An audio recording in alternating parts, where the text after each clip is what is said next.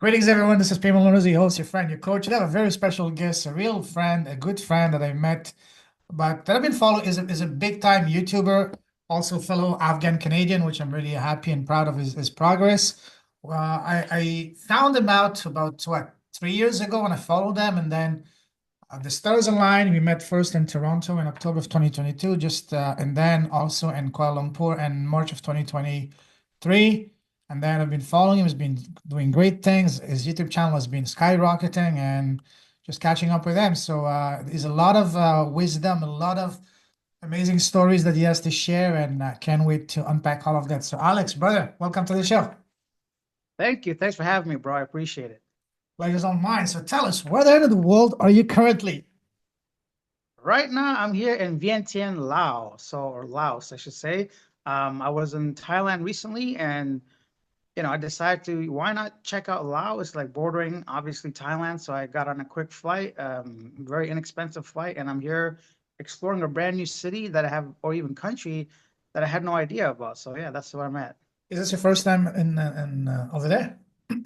Yeah, it's my first time here, and often when I travel, I don't look at any YouTube videos or don't do anything. So for me, I want to just land somewhere, feel like a brand new baby, Yes. experience everything all at once. The only thing I look at usually is just the visa requirements and travel requirements. But aside from that, honestly, I just came here blindfolded essentially, and I'm just exploring the neighborhood, the people, the food. So it's been less than a week, and I'm having a great time. How was your first impression of the place? I mean, how are the people, and are they currently celebrating the Chinese New Year's? Although I'm not celebrating Chinese New Year, but I noticed the high influence of China in this country. The first thing I noticed actually was even at the airport, the visa, because as Canadians, we need a visa to come here. Oh, You can get really? one visa on arrival. And there was a big sticker saying Vietnamese and Chinese, $20. Everybody else, $40. So I'm like, weird. Why those two countries? But then I'm here, I realize why. So it seems, first of all, this is a communist country. I had no idea. So Wow. I keep seeing these like, the communist flag, essentially. I keep associating with Russia. I'm like, why are there so many Russian flags here? But it's obviously not the Russian flag. It's just the Soviet, I mean, the communist flag. So I'm like, oh, it's a communist country, and that's why they're so close to China. But there's a lot of people celebrating Chinese New Year right now on the streets. You're making offerings. Everybody's dressed in red, the lanterns. So yeah, it's everywhere. Awesome, cool. So before we unpack your travels and all that, for people who don't know you, tell us, who's Alex? What's your story? Share whatever you want to share. Sure, man. Like as you mentioned, I'm an Afghan Canadian. I guess second generation, first. I don't know how that works, to be honest. That's the Afghan side of me. Whatever, some kind of generation. I Yeah. came to Canada as a youngin, and I was working the regular type of jobs. First, start off in food and beverage. Eventually, worked in offices and corporations. And I'd taken a trip to Thailand, and I fell in love with how life could be. And this was about 12 years ago. And for the next 6 months, I couldn't get it out of my mind that there's so much freedom, cost of living. The whole woke thing wasn't quite there yet, but I just knew I kind of wanted the Thai lifestyle. So I spent the next couple months trying to figure out how to live abroad in Asia. I got a job teaching English online. And when I started getting money, I'm like, oh, it's a real thing. I quit my job, and I've been traveling nonstop since 2019 now. Wow. So, what was the first thing that really caught your attention, that really blew your mind away as soon as you started not just traveling, but spending extensive amount of time outside of Canada? I just noticed the difference in values, like I just found like just stay with Thailand, for example. It's one of my favorite countries, if not my favorite country right now, still, even though I don't drink or party or partake in, any of that stuff, it's got a lot to offer. So when I came there the first time, I noticed the people were so polite and they're so nice. And just every day I felt like, hey, man, this is a great environment to be in. There wasn't that, go, go, go rush type of feeling, everything by the schedule. The food was delicious. I was pretty much spending one third of what I'd be spending back home, and not being married, having no kids. I got to be a fool to stay in Canada with no purpose, essentially, right? Just working like a robot. So when I saw the different lifestyle, the contrast, and what I wanted to be part of, that's what basically motivated me to follow down a path where I can do that full time. Amazing, amazing. Um, when did you realize that, hey, this is a path I really want to not only keep doing, but invest and build a future in, as opposed to going back to Canada to a corporate career or anything else. Was it, sorry, was it a specific moment, like a aha moment that made you realize this, or was this more like an increasing progressive thing to say, I hey, think, yeah, I think it was like a long time, not a dream of mine, but something at the back of my mind the whole time growing up too, right? So as many Afghans, you go through several different countries before you land in one place that accepts you, right? So I just that kind of stuck with me. It's just growing up, I just saw so many different things, different cultures. I saw so many different types of religions and food, and I kind of wanted that because Canada is great on so many levels and so many different things. But if you're starting from zero, especially these days, you got a long way to go before you're comfortable there, right? crazy? So I think when I got that online teaching job and I started making money without being at a specific location, that was essentially my motivation. I'm like, okay, now I got the finances lined up.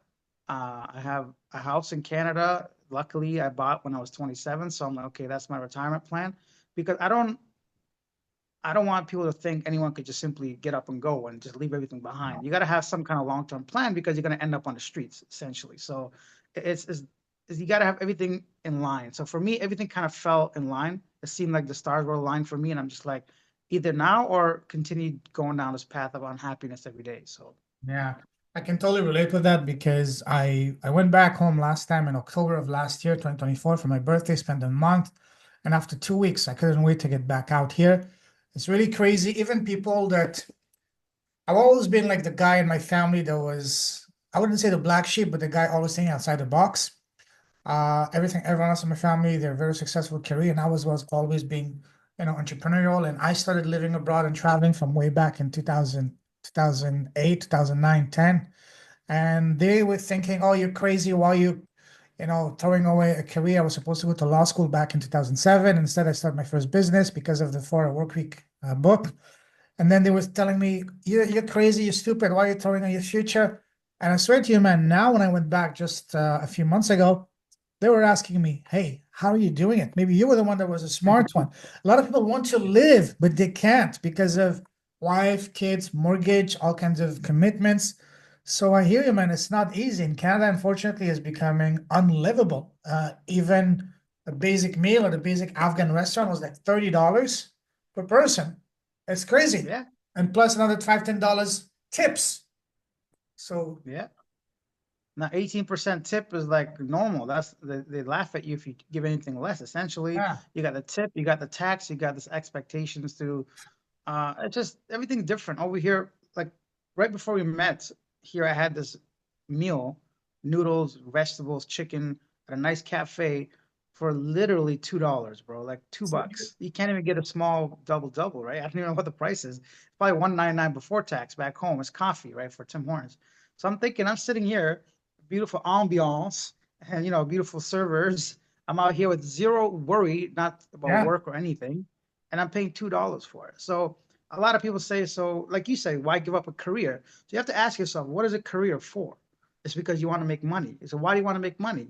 So you can afford the things you want. And then, okay, so then what? Why sacrifice 50 years of your life to get to a place that you and I are in right now? So it makes no sense for me to go back and start something. I'm basically going backwards. Absolutely. The cat is out in the bag now. It's the big secret is it doesn't take a lot of money to drastically elevate the quality of your lifestyle. Like for example, when I was in Canada before the pandemic and I was staying with family, I was still spending $3,000 to $4,000 a month without leaving the house, just covering Yeah. basics. Don't get me started. My stupid cell phone service with Telus, which I hate, is $100 for nothing. Yeah. Grocery store, forget it. Whereas here, I'm currently in Vietnam in Da Nang. I love it here, the beach and all that. I'm living very Yeah. comfortable on 1,000 Canadian, which is not even 700 Mm. US. Not because I'm cheap, but because I don't need to. I can eat just like you said. I just had lunch just before this call. Beautiful local place right below my building. Big plate of rice, chicken, veggies, and all that for $2.50. If I want to splurge, I go to a Western restaurant. I went to an Indian restaurant last night. I get delicious chicken biryani, a big plate for literally $6. So I Yeah. mean, why? I mean, I'm at a stage in my life right now that my number one focus is how to reduce, if not eliminate, stress. One of the best Yeah. ways to do so is just get on a plane. Mhm. Nah, I hear you, man. There's no point of, and when I went back to Canada 2 years ago now, I went there because I needed an Indian visa and I was in the Philippines and I didn't really trust the embassy to send it by mail. I'm like, nah, I think it's time to go back anyway. So it was a good excuse to go back. And after about 10 days of seeing family and everything, and I couldn't wait to leave again. So it's the same kind of idea. Like everything is proper, but you just don't feel like you're living in the West. At least from what I Wow. was doing, I just felt like I was giving my time to somebody else. It's one thing to give up your time if you're getting compensated enough, right? So let's say if I took up a job that gave me 1 million a year, perhaps that might make sense. But even then, do you want to sacrifice your freedom for 2 weeks for $1 million, essentially, right? So it's just not, there's no salary right now that I probably take because I just don't want to give up my personal time. I put a Yeah. lot of time towards my YouTube channel, but that's my time. And I could do it on the sofa, I could do it outside, I could do it on the balcony, I could not do it for a whole week and wouldn't bother me. You can't have that freedom in the West if you continue down that corporate, working lifestyle. That's a great segue, by the way. You mentioned YouTube and YouTube channel, and I'm blown away each time I think about it because I'm also I have a YouTube channel, but I don't use it for travel, it's for interviewing entrepreneurs. When you first told me when we met back in October of 2022 at a restaurant in Toronto that you basically, and at the time your channel was just what 15,000 subscribers, that Yeah. you built it from zero to 15,000, and that was 2 years ago, only on your phone. And we just Yeah. for this call when I checked your channel now is at 156,000 subscribers.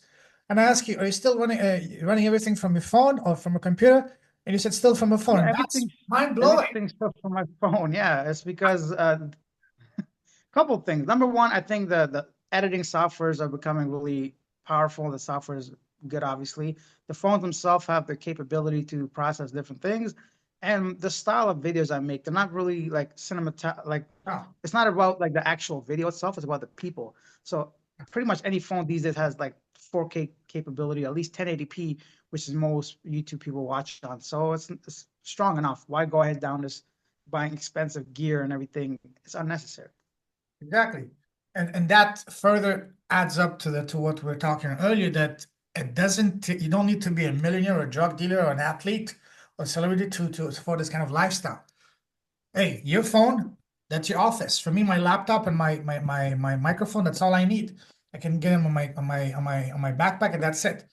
As long as you have a way to make at least $2,000, and in some places like in Vietnam and probably I'm sure in some place in I don't know in the Philippines, $1,000 US a month. You're not gonna be living Yeah. like a royalty, but you can get by and much more comfortably than Of anyone course. else. That's gonna give you buy you the time to figure something out, to build something. It's not rocket science. Yeah, I agree. Right now, like if I were to sit down and calculate my cost of living, anytime I travel, I stay alone. I don't stay at hostels, for example, or shared rooms or whatever. I like my privacy. And every single time I stay in the center of town. So whichever city I'm at, I'm either like right in the middle of everything. So with that being said, having my own condo, and this is like a loft that goes upstairs to this whole other area. Wow. But like all these places, living like that and eating out pretty much every meal. I could cook at home, but for one guy, I'm lazy too. I'm not gonna lie. I could cook, but I don't. So eating out regularly, daily, going to cafes regularly, staying by yourself all the time. I go on occasional, let's say dates or meet people and I cover, obviously I'm gonna pay for it. And if I travel on a weekend somewhere, everything usually averages about 1200 US. So for 1,200 to live that, and I could cut back drastically if I want. So you could definitely do for about 1,000 if you really just want to be comfortable. Some Yeah. people out here doing it for like 300 or 400 bucks, but they're living maybe a little bit outside the city center. That we're renting long term. They're cooking at home. It's not impossible. You don't got to be rich to have a good lifestyle. No. And that definition of like luxury obviously differs from one person to another, right? So I'd rather spend 1,000 on a flight ticket than spend 1,000 on like a nice jacket or something just with a name brand on it. I don't, who cares, right? I don't want to attract that kind of person anyway. Let's say I'm trying to date someone. I don't want someone to like me because I'm rocking like a Rolex or wearing some nice shoes because then they're going to expect that every day. That's not who I am. I don't No. want to put up a front for somebody else, right? So I live That's a very comfortable life. absolutely. You mentioned $1,200 a month for your living expenses. Just for perspective, how much would be a studio in Toronto currently? I don't know, maybe 18, 2,000, 2,000. I don't even know how much. The last time I was there, like I said, 2 years ago, and easily around 1,800 to 2,000 a studio. That's with nothing. So you have to consider, you have to get your own furniture, your own electricity, water, like everything, right? So at least 3,000 just for the rent, appliances, and internet, let's say, and utilities.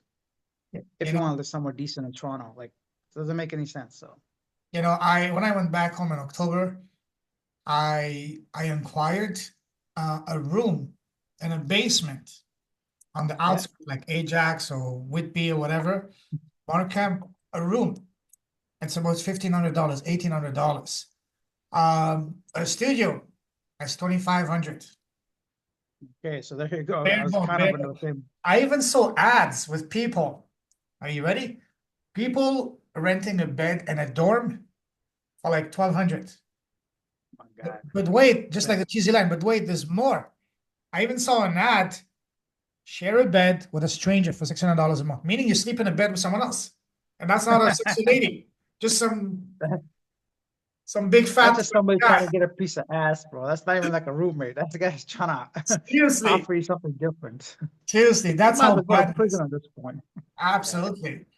You might be better off just to spend that $1,200, get on a plane ticket, get out of Canada. Seriously. Yeah, and like honestly, is I think my advice would be just to make a living online, right? So if you want to live this kind of lifestyle, because you can't come out here and try to make money. It's Yeah. not gonna work. Not for foreigners, there's too much bureaucracy, red tape, there's too many unknowns. And if people are making good money here, they wouldn't be in the condition they are now, essentially. Yeah. They're still developing, they got a lot of things going on. So even a part-time job that allows you to travel is good enough because that'll get you enough income to live out here. Yeah. So anywhere in Asia, essentially. What I would recommend people is to save some money, at least have 10 to $20,000 saved. The more the better. Even 10,000, well, $12,000 US can buy you 6 to 12 months in most places. If you want to come to Vietnam, which is the most affordable, or maybe Chiang Mai, whatever. Yeah, 1,000 US, or even 1,500. 1,500, that's 18,000. I mean, it's not rocket science. It's not difficult for anyone to save $20,000 after a couple of years of working. Use that Of money, be course. smart, don't blow it on girls and drinks and parties. Yes, have fun, but also spend that time to network, to really learn a high income skill. And with today, with AI, with copywriting and stuff, there's so many opportunities. Just get working. And within a year, if you put yourself in the right environment, it's not rocket Yeah, and a year science. flies by, man. A year is nothing Yeah, these days. As an adult, time yeah, flies so fast. I know, I know. So it's not complicated. But the problem is a lot of people, at least from the one I met in Canada when I was there, they're just too comfortable and they're just too lazy. Countless Yeah, time even my cousin, one of my cousin I grew up with, we did everything together. Even way back when I was traveling to South America, I told him, listen, I'll pay for your ticket. Just take some time off. Just come here. And he would always yeah. come up with excuses. Oh, I can't, I have this. People are just too lazy. It's not even laziness. I think it's like what's the word I'm looking for? Being complacent. So they Yes. basically in a very comfortable position and they don't want to change and they're happy where they're at, which is good, I guess. Depends on what your life situation is, right? Some people have kids and they want stability for them and all that. But I think there's got to be some kind of like goal to push you a little bit in life, you know? So whether it's a simple thing of seeing as many countries as possible or living as many places, whatever it is, something to drive you forward because it's just like your health as well, right? I don't really go to the gym, but I know it's important. So even though I hate going to the gym, I still spend about, let's say 20 to 30 minutes whenever I'm at like a stable condo or something, just for my heart rate to be up because I want to live, I want to enjoy life. And if you get I'd love to sit on the sofa, eat pizza all day, eating on chips and Coke all day. It's fun, right? Like, but at some point you can't be doing that, right? So you got Yeah. to keep pushing yourself. Yeah. So The easiest physical exercise is walking, and I guess you do it often, a lot each day. I have a goal of 10,000 steps a day. And mhm. one thing that changed my life was just push-ups. Push-ups. Yeah. I started with 5 push-ups, 3 sets a day, and each week I would add 5 more. Now I used to do 200 push-ups a day. Now I reduced it to 2 sets of 50, 100 push-ups. I'm not trying to become a UFC fighter, just trying to get in shape, keep fit. Yeah. That's all. There's so many things you can do. But walking is the easiest way. I live by the beach when the weather is good. Go for a walk to the beach or go even swim. Just do what you enjoy. I picked up a hobby here, pickleball. Have you heard of pickleball? I heard, yeah, it's becoming very popular everywhere. Booming. I fell in love with it. I love tennis. I fell in love Mhm. with it for a month. I played every day to the point that I started getting some pain on my elbow and in my bicep here. They call it the tennis man's issue. So now I'm taking some time off. But hey, find whatever you enjoy and just do it.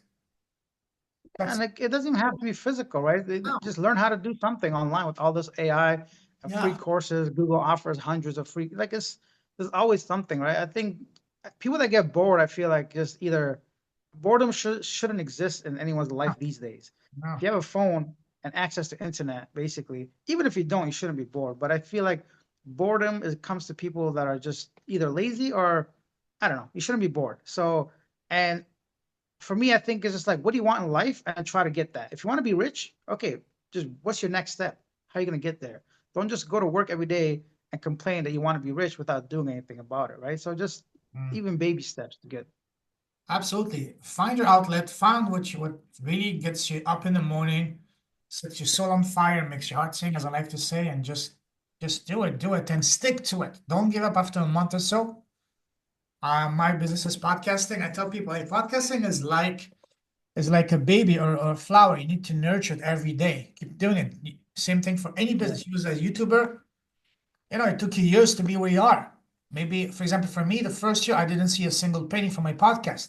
But once I reached 100 episodes after exactly a year, that's when things started to change. Something for any business. Stick to it, keep doing it, and eventually you'll see the fruits. Yeah, it's just like everything in life. Like my body weight, I didn't get this overnight. So I spent 38 years eating whatever I want. For example, I can't go to the gym 1 week and expect to look great. So you're there for a reason. You got to have a whole lifestyle change, and that's got to be your mindset with everything in life. I think if you want to apply it, because we get just too comfortable. It's too easy.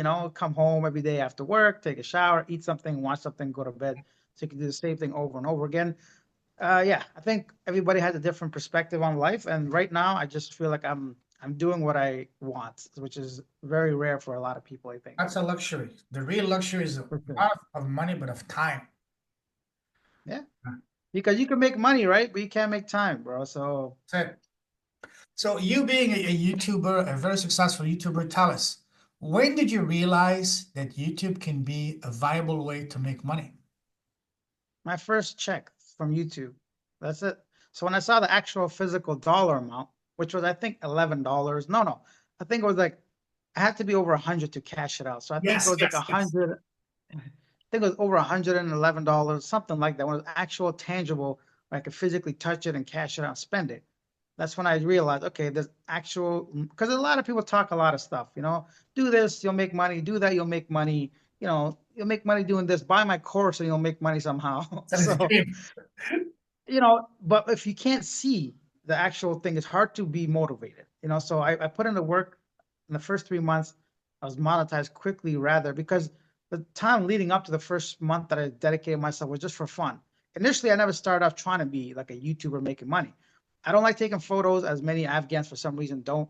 I don't know where this culture came from, but I guess, don't do it. Right. So every time I went to these beautiful places, it was in Istanbul in Turkey. I was like in a beautiful mosque, and it was during COVID. So there was restrictions on locals. They couldn't go out. They were on curfew, but tourists can. So I was there with like almost nobody here. And I'm like, I should really take a photo, So I started making videos and eventually posted them online and kind of snowballed from that. So yeah, when I first saw the paycheck, I'm like, okay, that's what it was. I quit well, I didn't quit. I had an English teaching job, right? So that fell through because Chinese market changed. So I had to pivot to something else, and that's when YouTube became a thing. So from the moment you started your channel, how long did it take you to get that first check in your hand? So I think if I can remember, about 4 months or so Wow. to get that first check. Yeah, so 4 to maybe maximum 5 months, I got that, and then the channel really took off when I went and was myself essentially. I wasn't making videos for other people.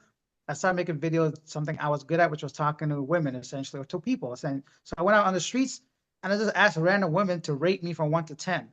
Now think about a guy like So imagine the ego on What was someone, that? but it was just for fun. I didn't care if they said one or 10, it was for fun, right? To interact, to engage, to show a raw, authentic Yeah. person, a stranger, right? So that really did well. And I realized that's kind of my niche. And now that's where the channel is. Although I have some travel content on there, one or two random videos, it's mainly geared towards either one-on-one interviews with expats that live somewhere or random street interviews, me asking like one question. So whether it's okay, which would you choose, money or love? Something simple. It's not really about the right answer. It's just about getting people's reactions. So that's where kind of carved my niche into interviews or street interviews. So when you said you were asking random girls to rate you, where was that? Where did you start? So that was in the Philippines in Okay. Cebu City. And I just, there's this place called IT Park, which Yeah, is yeah. essentially all the BPOs, business processing centers, call centers, and it's almost like a huge, a giant campus. It's a lot of younger women between 20 to 25 or 30 even. So it was a great place to do it, even though the security guards don't want you to do it, but good luck trying to catch me or whatever. It's just like, do you have a permanent? Yeah, yeah, it's on my phone. Like they don't care so much. They're doing their job. So, but it was fun. I started in the Philippines with the street interviews. Next time, buy some Jollibees for the security guys. Gonna let you go. You know, so Yeah, exactly. You just buy them a couple of drinks and they're good to go. That's it. it's gonna say, "Kuya, kuya, come, come, come." Yeah, clear everything. Oh man, that's amazing. Wow. Um, what's next for you? What's your how? Next, Yeah. yeah. So for me right now, I kind of am looking to the future a little bit because I'm pushing 40. I'm like 38 now. No matter how I feel, father time doesn't really stop for anyone, right? So some of the content I'm making, I can't really be going on the streets every day talking to women in their 20s and same kind of situation or question. So I'm gonna probably stop that shortly. And I also don't want to be physically tied down to just let's say the Philippines, right? Because that's where I get the most views. So I obviously I'm going to be there. I've created a second channel called Asia Now, which is basically about Asian news. So that channel is doing okay, over 7,000 subscribers now. So I put out daily content about top news around Asia. Now I could do that from anywhere essentially. So I'm still in the YouTube game, but I think I'm going to pivot from that. And then once I have that basically my main revenue stream, then I can just continue traveling because I just want to see different places, man. I don't want to just settle down yet. I think if I have time in life, I could do that later on in my 70s or something. But for now, I'm still Wow. rather healthy, young, whatever. So why not see as many countries as possible? Of the, you said how many countries have you visited so far? 17? From since YouTube about 15 or so, but before that I was traveling as well. So I think overall it's got to be somewhere in the 20s. So But if you were to rank the best one of those you've been to as not to settle down in yet, but as to have as a home base, which one would that be? home base would still be, I think Other than Canada, Turkey is great. Canada's family. Yeah, forget Canada. Turkey is great because of first of all, geographically speaking, it's the middle of everything. The food is Yes. fantastic. The dollar is great against the lira. Uh, the people are so passionate and whatever. But the one thing that always really annoyed me about all of Turkey, at least Istanbul, is the smoking. It really gets to me. For someone that doesn't smoke, they smoke everywhere, inside, outside, in your face. Like, and there's so many people, you can't really escape it. So if I go back to Turkey, I think I might go somewhere different. But if not there, then definitely Thailand. I still really love Thailand for everything it's got to offer. I think it pretty much checks off all the, boxes for me as a place to want to be as a home base. So yeah, those two countries, I think. How about what are your thoughts on Malaysia for long-term base? Malaysia is great. I think it's perfect. Like honestly, there's nothing wrong with Malaysia. It's also a great option. I think it's really advanced, modern, clean. The people are really friendly. You got a the diversity in every aspect, not just the people, the food, the location, the types of like look compare Penang to Cameron Highland to Kuala Lumpur. You got to Malacca, right? You got like it feels like four different countries, right? Just so Malaysia is definitely, I'll say top three now. And now that you mentioned it, Yeah. Wow. What about India? Your number one? India not so I'm not much. dating you, I'm not dating you. Come on. India's good, but I think it might eat away at you in your mental state a little bit. Yeah. There is still that whole stereotypical scamming does go on still because first of all, they think you're Indian, so I mean me at least sometimes like Yeah. they think I'm Indian. So even as an Indian guy, let's say I still got try to get scammed so many times. So I don't know, nothing wrong with India. I think India is just too big, too polluted. Like it's the only country where I physically felt the pollution. So my beard started getting patchy right here. When I was in Whoa, India, I was missing a chunk of my beard. I'm like, where did my hair go? And as soon as I left India after a week, it grew back. So it's so damn. thick, the pollution in some countries or some cities, you can taste like the pollution is so bad. So there's a lot of good things, a lot of bad things. India is really up and coming. Their economy is growing so fast. The middle class is coming up. So it's good option, but not for me right now, I think. What about East Asia, like Singapore, Hong Kong, Korea, I Japan, mean, China? Singapore is a. I've only been to Singapore really, and that's just for a few days, like many people do. I don't think it's a place I want to stay long term, mainly due to cost of living. It's more expensive than the rest of the places, so I'm not going to try to sugarcoat that. And also, it just feels very westernized in a lot of ways, Coffee. so it doesn't really feel like Yeah, I'm far away from Canada. So yeah, yeah. Japan is getting a lot of attention right now, especially because the yen has been drastically losing and making but much they're also more. facing that over tourism problem, right? So now they got so many Chinese Oh yeah. tourists and they travel in troves and in groups in large numbers, and that obviously creates some problems. Mm. Um, but it's always been on top of my list. Japan's a place I want to go to. I just might even go this year actually. So after Laos, I would might go back to Philippines for a month, and then South Korea and Japan are definitely Yep. probably in the next 6 months. What about Africa and South America and Central Yeah, America? they're all coming, man. It's gonna happen at some point. So for me, next time I go to Canada for whatever reason, I'm just gonna work my way down south. I'm gonna start from Mexico to go to Portugal, not Brazil, because they speak Portuguese. Go down to Brazil and then whatever is nearby, man. I'm just gonna go down the map. That's it. Let me know when you go to Brazil or Argentina. I lived in Brazil and I speak the language and I'm long due for return to South America. I almost get married twice in Brazil and Okay. it's an incredible country. My heart is still in Brazil and Argentina if you're into steak, Oh, football. I know you don't drink, but for wine, it's phenomenal. And just the people, the culture, it's like an open air museum. It's so beautiful.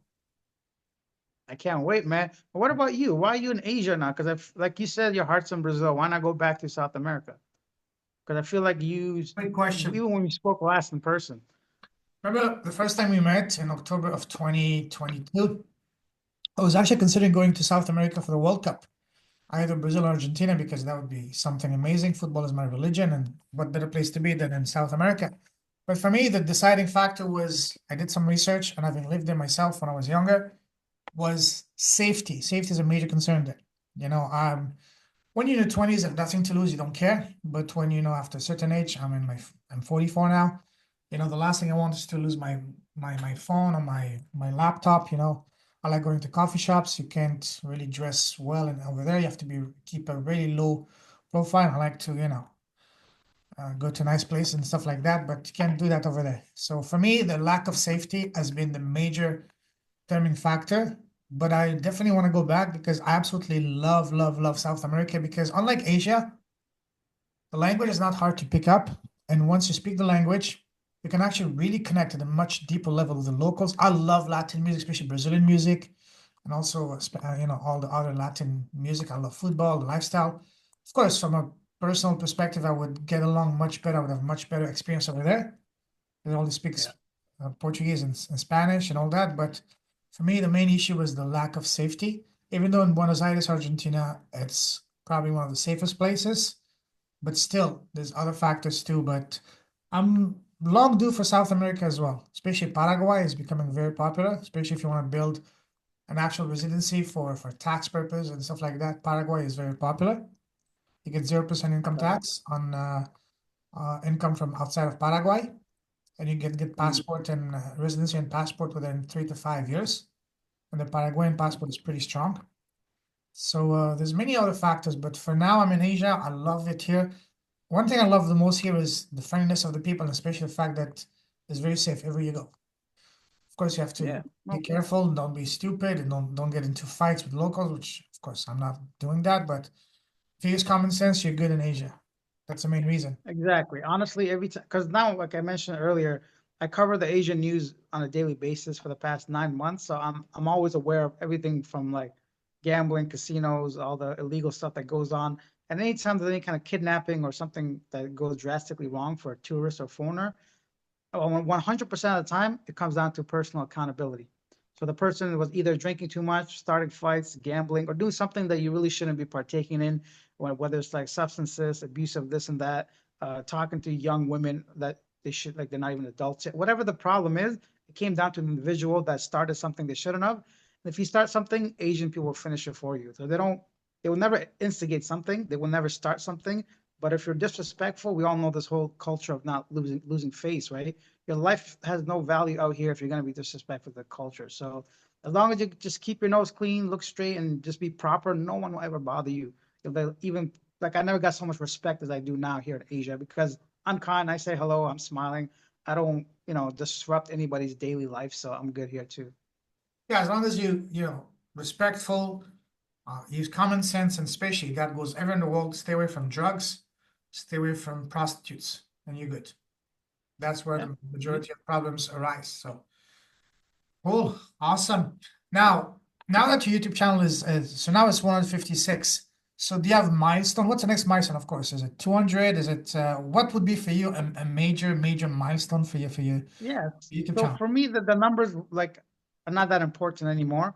Mm, Subscribers don't really mean much anymore. They do provide some clout. They do provide mm, some opportunity because when sponsors look, they usually filter out channels based on just numbers like that. So they put it into an algorithm or whatever mathematical equation, and you either qualify for their partnership or that you don't. So for that's okay. That's great. 200,000 would be the next goal. But as far as like the videos and getting views and earning money through the ad revenue, for example, my next goal really isn't that. I might even sell the channel to be honest at some point. oh, I'm considering if I'm going to step away from doing that. Uh, that's an option for me. But the next goal is 200,000 or just simply make Asia Now my second channel, the primary channel. So it'll never surpass the current one just because it's a very small niche of people interested in Philippine, Thailand news, right? You can only hit the ceiling and eventually that's it. But I'd rather have like 10,000 per video every day on the Asia Now channel is my next goal. mm.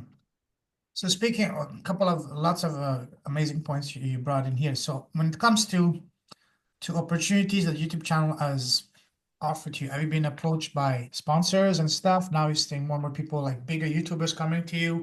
Are you approaching bigger YouTubers and they're much more receptive to you now than when you were at 15,000? Yeah, so for me, I've never once reached out for anyone for a sponsorship just because I never intended to be a YouTuber, as I mentioned. I'm still half-assing it. I don't want to make it a work thing. I'd rather just still have my peace of mind because when you get sponsorships, there are deliverables, right? You have to hit certain targets usually. So right now, my latest sponsor was Crema Social, which is a dating site, and Safety Wing, which is the insurance one, and another one. I can't remember. So trying to see what anyway, so the last three in the past 3 months, they all approached me. And I've had probably 10 to 20 sponsors over the course of the YouTube channel, which is not much, but when you consider that I've never reached out to anyone, it's quite a bit. So I don't reach out to people because I don't want the responsibility. If someone's interested in me, they'll reach out to me. But it does provide opportunities for that. So an extra $1,000 for 30 seconds or 60 seconds is not bad, right? Yeah. So I'll take that. Thank you. You know, so people, my suitcase is sponsored right now, my backpack sponsored, my insurance sponsored. So these kinds of things that's great. But if someone is really dedicated to YouTube, first of all, I'll say if you want to be in social media, depends on your age and your passion. I already know YouTube page are the best. So I would say you should stick with YouTube. Long form content, forget YouTube Shorts. There's no money in it. It's good for Really? the first 30 days. You might grow your channel, but once you hit that monetization goal, just drop Shorts completely because they really affect your regular content, which means when you put out a regular video, the short audience will not click on it. It's going to reduce the click-through rates. You won't get anybody watching your regular videos. So that's what pays you the most. But people could just they look for sponsorships, they look for partnerships. People reach out to me all the time. I get emails, people invite me to their homes. So it does provide a lot of opportunity, free dinners and lunches if you want to network with people. I've had like entire schools try to make me their social media guy, whatever. So there's a lot of opportunity, but I Wow. don't take many of them because I just know I don't want to take on the amount of responsibility and work. Yeah. What about in terms of, for example, that could be a very profitable niche for you and fun one, going to hotels and resorts in exchange for, uh, reviewing them. Even some of them would Yeah, it's happened. pay you and even fly They you. would. They would. Even I had a hair transplant from Turkey that wanted to fly me out Oh, to film it. really? Wow. Yeah, yeah, yeah. Now that you mentioned it, yeah. So a company reached out to me. I declined. They're the same guys that did Ronaldinho's hair. I didn't know Ronaldinho had done.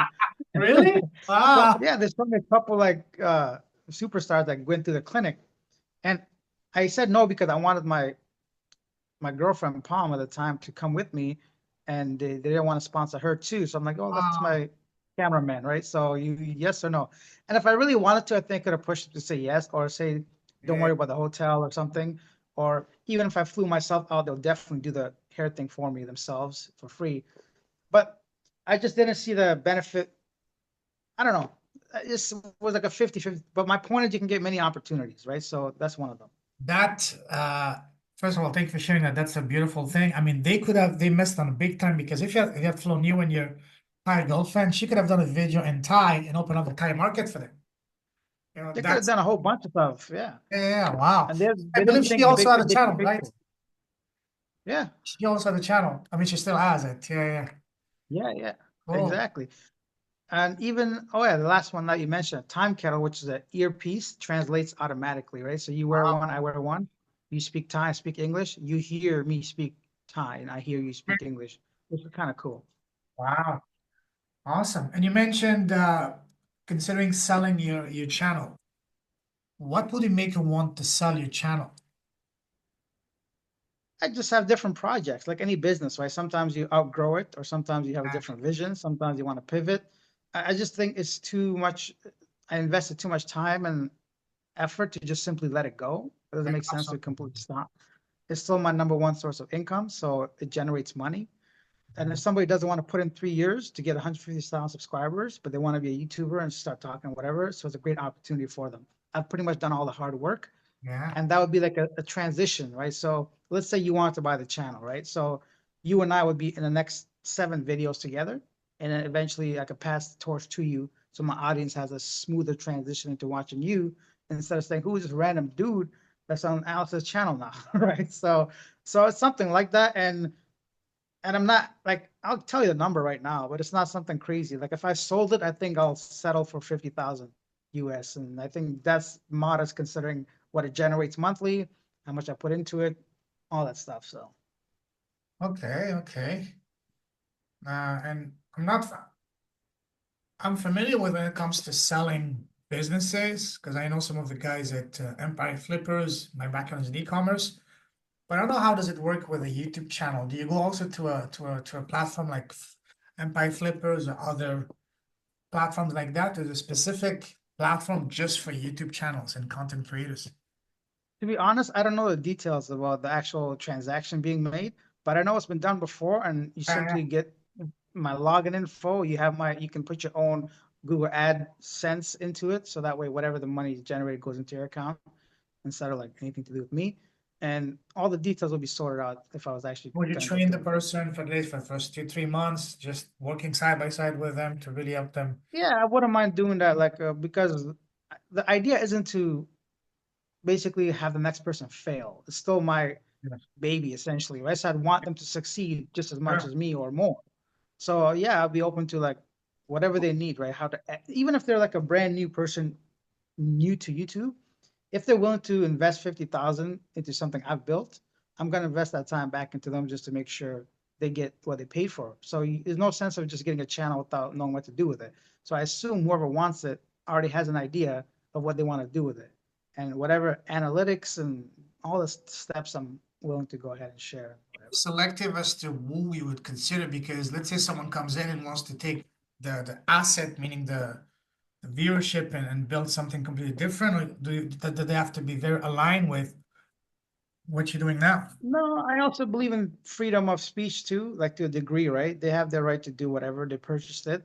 Because the channel, I'm sure they'll change the name if they want. They still can do that, right? So if they keep the name, would it make sense really? Or might, I don't know what they want to do, but I wouldn't tell them what content or what they want to go show women on the street every day. That's their business because I Yeah, no longer have, if it's not someone anymore, yeah. knows me, they'll know who I am. It's not because of the channel. It's just Yeah, because, yeah. me.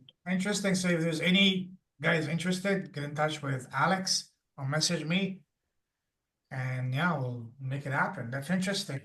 Okay, cool.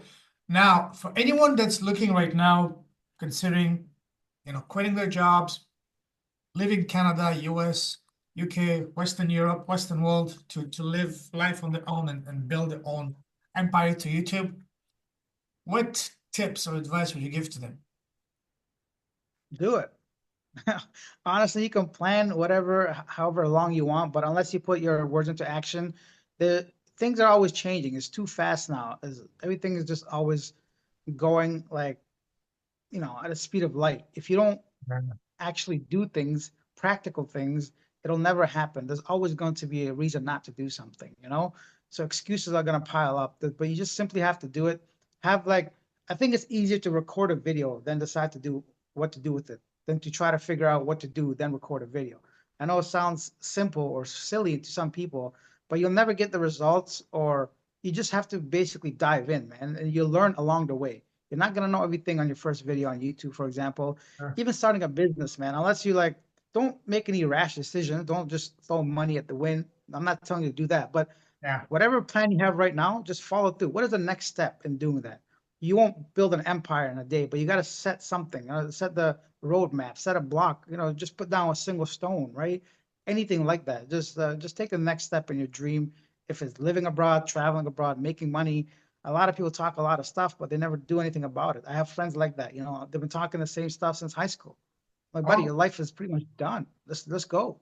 What are you waiting for, right? Like, yeah, let's get going. Like, so I think my advice would be to put your words into action. absolutely. So you're now at a stage that I'm sure a lot of young guys and girls look up to you.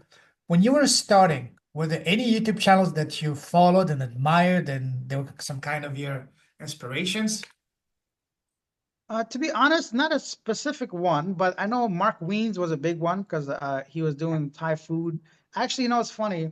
The channel's got so much notoriety right now. I actually got approached by YouTube, who paid me to use 4 of my clips in their annual YouTube whatever. So I don't know what it's called, but so that was kind of Yeah, cool. So it was my video, Mark's video, and another bunch of that's YouTubers' amazing. videos. Yeah, like as a compilation that paid me, I think like $250 for per clip. So there's 4 clips and it was only 5 seconds each. So I'm like, hey, oh, right. So this is what I'm talking about. Some people approach you when you become a certain stage. But aside from Mark Wiens, I think Los LeBlanc was another one. He's the Yes, guy that has that. also from Uh, Canada. Yeah. So those guys, although I didn't watch them religiously or whatever, even watching a 5 minute clip from what they were doing is something that I'm like, wow, that's awesome. I wish I could be doing that. But as I mentioned before, I never really set out to be a YouTuber, so I didn't really follow them the way somebody now might if they want to become a YouTuber. It was mainly just from like curiosity, entertainment of some kind, and then became just remembering now who I was watching before I became a YouTuber. What about there's one type of group that we're both passionate about. I mean, I can imagine. What about for fellow Afghan brothers and sisters from around the world that are looking for inspiration, that believe that there's more to life than just corporate, getting married, becoming a baby machine and stuff like that, that want more out of life? What do you tell to those boys and girls? I think one thing we have to kind of start letting go is this like blind pride that we have in being Afghan. Like I think that comes from a lot of us struggling to be where we are. So we have this automatic connection with each other and we're proud of who we are, which is great. But I think it's also important to like let the past be the past, like wherever you are in life, Yeah. look more to the future than whatever happened to you, your family, our country. Let's not get into all that. But that's in the past if you are in a position to be a YouTuber, right? So because if you go down this rabbit hole of negativity, you can really spiral out of control, right? Like you can easily.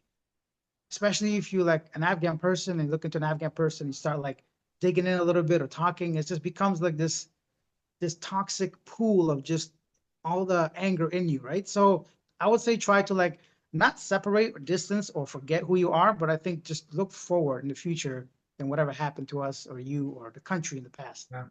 And also, that's great what you mentioned. I can agree with it. Also, releasing some of the expectations, cultural family expectation that expect of us boys, even more so of girls. They're supposed to go to one lane. You know, once you finish high school, go to college, get a good education, get married, build a family. Yes, that's a viable path, but there's more and more guys and girls that want more of that. More, just not just that, but something like you and me. I was always attracted to, for me, I'm a fiercely independent person. I love freedom. My freedom is non-negotiable.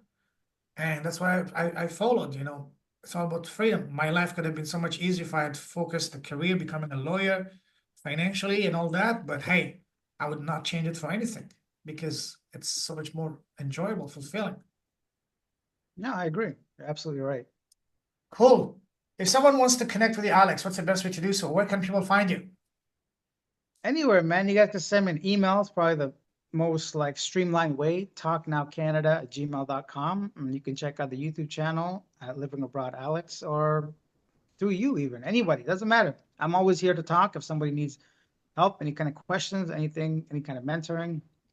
That's it. You also have an Instagram, right? I do, but I'm not very active on it. So it's also private. So I don't know who's sending me a message on there that I usually don't accept. So Okay, cool. Well, listen, Alex, absolute pleasure catching up with you. Thank you for sharing your very inspiring story. I'm cheering for you. I love how far you've come, and can't wait to next time to have you at 500,000. On my channel. thanks, bro. I appreciate it. It's always a pleasure speaking to you. Just so you know, I haven't really said this to you, but I'm proud of you too, man. Like I know Appreciate it's it. not easy being where you are. I see you putting in the hard work. I see you have some excellent guests on your show. You've Okay. written books. You've been published. You have a successful podcast. A lot of people would have given up a long time ago, like you said, within the first year. So I know it's not within our culture, but if we're gonna not be a hypocrite, let's stand up with what we said and actually support each other and yeah, good for you, man. Thank you, brother. But I also was very privileged to be born in a family of very educated people, very forward thinking, very Yeah. supportive. So that also played a huge role. But no, I get it. And, it wasn't easy for the first year. I didn't make a penny. I don't know if you watched my TED talk, but literally went to hell and back many times. 4 years ago, I was suicidal, almost depressed, homeless. I was in Hong Kong trying to build a business, didn't work out. My credit card destroyed, credit canceled. I asked my sister to book me a ticket to come back to Canada at the start of the pandemic. I'll never forget that day, Tuesday, 25th of February 2020, landing at Pearson with only $200 to my name. As a 39-year-old, I never gave up. I knew I could get out, but I had no idea how.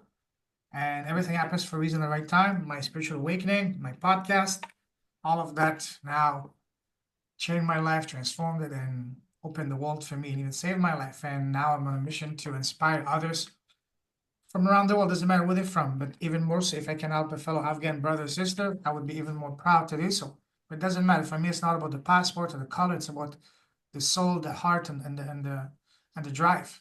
So yeah, I hear, bro. All the best. All the best with thank you you. and your podcast. Yeah, for sure. Thank you, brother. I appreciate you. Keep sharing your stories, your videos. Keep shining your light. Keep blessing the world. Your presence, your impact, and always forget you yourself, my brother. You're a gift. So keep safe. God bless, and see you very soon somewhere on this beautiful planet. Take care. Definitely. Thanks, bro. Appreciate it. Ciao, ciao, bye. Enjoy Vietnam, man. Thank you. Okay. You Bye. too. Yeah.